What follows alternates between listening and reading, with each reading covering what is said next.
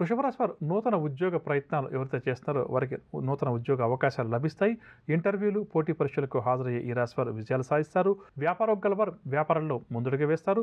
ఉద్యోగ వారికి ఉద్యోగాల్లో చిక్కులు, సమస్యలు ఏవైతే ఉన్నాయో అవన్నీ కూడా తొలగుతాయి. పారిశ్రామిక వర్గాల వారికి కూడా ఈరోజు ఉత్సాహవంతంగా గడుస్తుంది. సినీ, టీవీ కళాకారులకు సన్మానాలు, సత్కారాలు, విద్యార్థులకు పరిశోధనలకు తగిన గుర్తింపు కూడా లభిస్తుంది.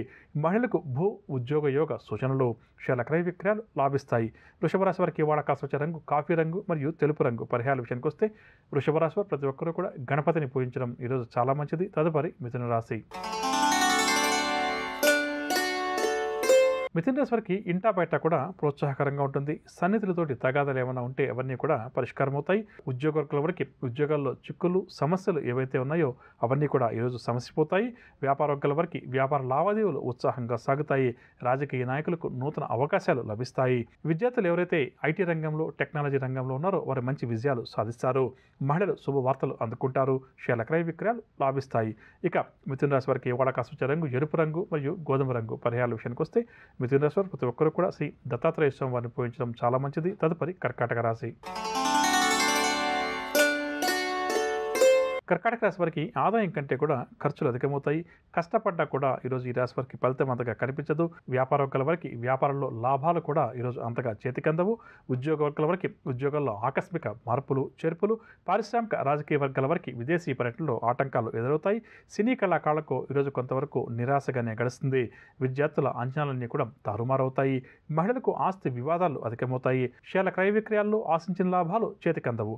ఇక కర్కాటక రాశి వారికి ఇవాళ కలిసి వచ్చే రంగు ఆకుపచ్చ మరియు బంగారు రంగు. పరిహారాల విషయానికి వస్తే కర్కాటక రాశి ప్రతి ఒక్కరూ కూడా శ్రీ దత్తాత్రేయ స్వామి వారిని పూజించడం చాలా మంచిది. తదుపరి సింహరాశి. సింహరాశి వారికి ఈరోజు రాబడి బాగా తగ్గుతుంది. దీనివల్ల వీరికి నిరాశ కూడా అధికమవుతుంది. బంధువులతోటి, స్నేహితులతోటి కూడా వీరికి విభేదాలు ఈరోజు ఏర్పడతాయి. వ్యాపార వర్గాల వారికి వ్యాపార లావాదేవీలు ముందుకు సాగవు. ఉద్యోగ వర్గాల వారికి ఉద్యోగాల్లో బదిలీలకు సంబంధించిన సమాచారం అందుతుంది. పారిశ్రామిక వైద్య రంగాల వారి విదేశీ పర్యటనలో ఆటంకాలు వీరికి అధికంగా ఉంటాయి. సినీ, టీవీ కళాకారులకు కూడా కాస్త నిరుత్సాహంగా గడుస్తుంది. విద్యార్థులకు కూడా ఈరోజు అంతగా అనుకూలించదు. మహిళలు మానసిక ఆందోళన చెందుతారు. షేర్ల క్రయ విక్రయాలు అంతగా లాభించవు. ఇక సింహరాశి వారికి ఇవాళ కాస్త రంగు తెలుపు రంగు మరియు గులాబీ రంగు. పరిహారాల విషయానికి వస్తే సింహరాశి వారు ప్రతి ఒక్కరు కూడా దుర్గామాతను పూజించడం ఈరోజు చాలా మంచిది. తదుపరి కన్యారాశి. కన్యారాశి వారు ఈరోజు నూతన ఉత్సాహంతో కార్యక్రమాలన్నీ కూడా ప్రారంభం చేస్తారు. ఆర్థిక పరిస్థితి కన్యారాశి వారికి గతం కంటే కూడా ఈరోజు మెరుగ్గా ఉంటుంది. వ్యాపార వర్గాల వారు వ్యాపారంలో చక్కని పురోగతి సాధిస్తారు. ఉద్యోగ వర్గాల వారికి ఇంక్రిమెంట్స్కి సంబంధించిన సమాచారం అందుతుంది.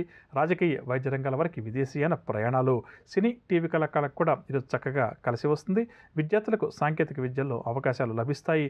మహిళలు కూడా ఈరోజు శుభవార్తలు అందుకుంటారు. షేర్ల క్రయ విక్రయాలు లాభిస్తాయి. కన్యారాశి వారికి ఇవాళ కాస్త వచ్చే రంగు నీలం రంగు మరియు నలుపు రంగు. పరిహారాల విషయానికి వస్తే కన్యారాశి ప్రతి ఒక్కరు కూడా శివార్ధన చేయడం ఈరోజు చాలా మంచిది.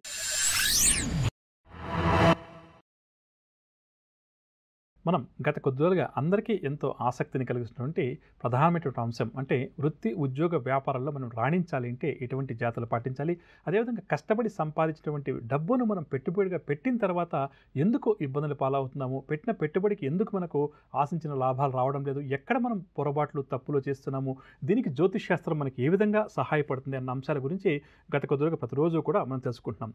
ఇక ఈ రోజు నుంచి మనం ఏం చేద్దామంటే మేషం నుంచి మీనం దాకా గల 12 రాసుల వారు ఉంటారు కదా, వీరి యొక్క పనిచేసే స్థలం ఏ విధంగా ఉంటే వీరి యొక్క పని సామర్థ్యం మరింతగా పెరుగుతుంది అంటే ఉదాహరణ తీసుకున్నప్పుడు మేషరాశి వారు ఒక సాఫ్ట్వేర్ ఇంజనీర్ కావచ్చు, ఒక టీచర్ కావచ్చు, లేకపోతే ఒక లాయర్ కావచ్చు, ఒక వైద్యులు కావచ్చు, వారు పనిచేసేటువంటి స్థలం ఏదైతే ఉందో అంటే వారి టేబుల్ కావచ్చు, వారి ఛాంబర్ కావచ్చు, ఏదైనా కూడా కావచ్చు, అది ఏ విధంగా ఉంటే వారి పనిచేసే సామర్థ్యం మరింతగా పెరుగుతుంది అని అంశం తెలుసుకుంటూ, అదేవిధంగా మేషరాశి వారికి కూడా కొన్ని రకాల భయాందోళనలు ఉంటాయి. ఇవి అందరికీ కూడా ఉంటాయి కాబట్టి నేను రాసుల గురించి వివరిస్తాను.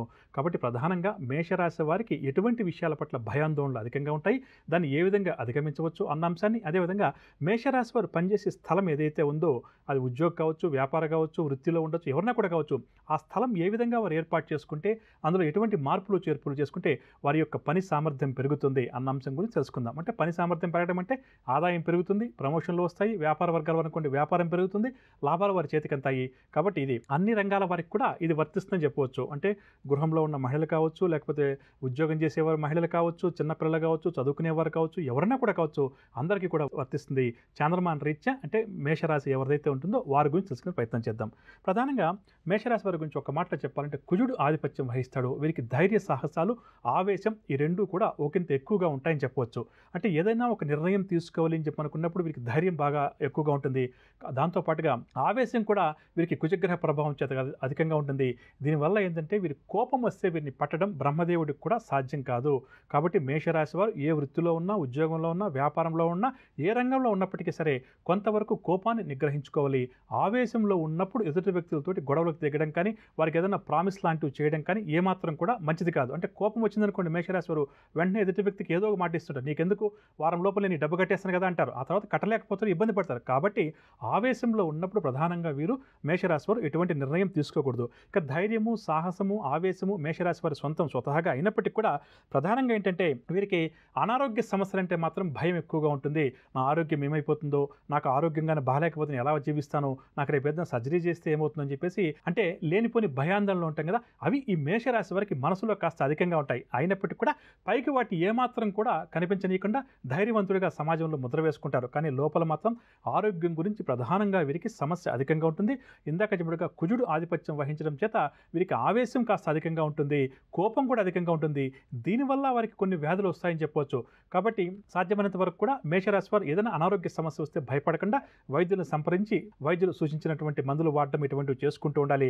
ఎప్పుడూ కూడా వీరు మనసును ప్రశాంతంగా ఉంచుకోవాలి. కోపం, ఆవేశం రాకుండా ఉండేలా అదేవిధంగా యోగా, మెడిటేషన్, ధ్యానం లాంటివి చేసుకుంటూ ఉంటే వీరికి ఈ లేనిపోని భయాందోళనలు ఏవైతే ఉన్నాయో, మనసులో చెలరేగేటువంటి భావాలు ఏవైతే ఉన్నాయో, కోపం ఏదైతే ఉందో, ఆవేశం ఏదైతే ఉందో దాన్ని అణుచుకునే ప్రయత్నం చేయడం వీరికి అన్నిటికన్నా కూడా మంచిది.